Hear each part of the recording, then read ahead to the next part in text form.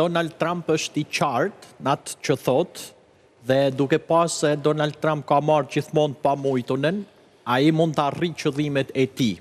Por duke pas parasysh se Amerika e mbështet shumë financiarisht Kanadan, Kanadaja në një farë mënyre duhet të respektoj shumë politika amerikane në mënyrë që të kërkoj bashkëpunim të sinqert me Amerikën.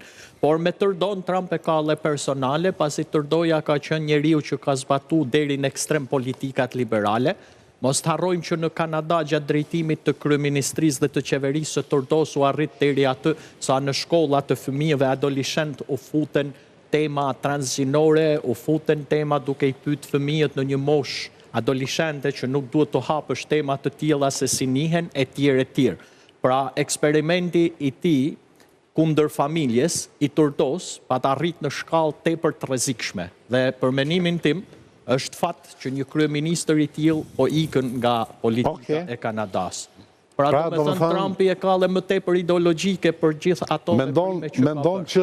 Mendon, unë jam këtu, po tisha aty do të thoj një tjetër.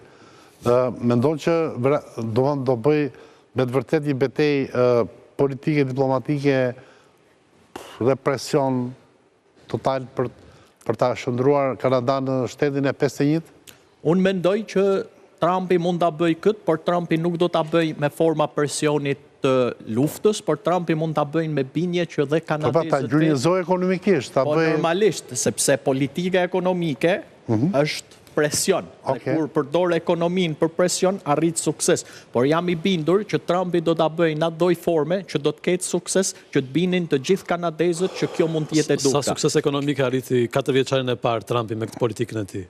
Amerika ishte një ndër vendet më të zhvilluara ekonomike, bota pati stabilitet ekonomik, bota nuk pati luftra. Në largimin e Trumpit ne dim që bota kaloi momente shumë vështira, ne dim që lufta e Ukrainës ka kushtuar dhe te xhepat ton në Shqipëri, që jemi një vend I vogël, dhe fakti që Trumpi në një formë, në një tjetër ruajti stabilitet politik, arriti dhe pat sukses dhe ekonomia. Pra në vitet 2016-2020, bota ishte shumë herë më mirë.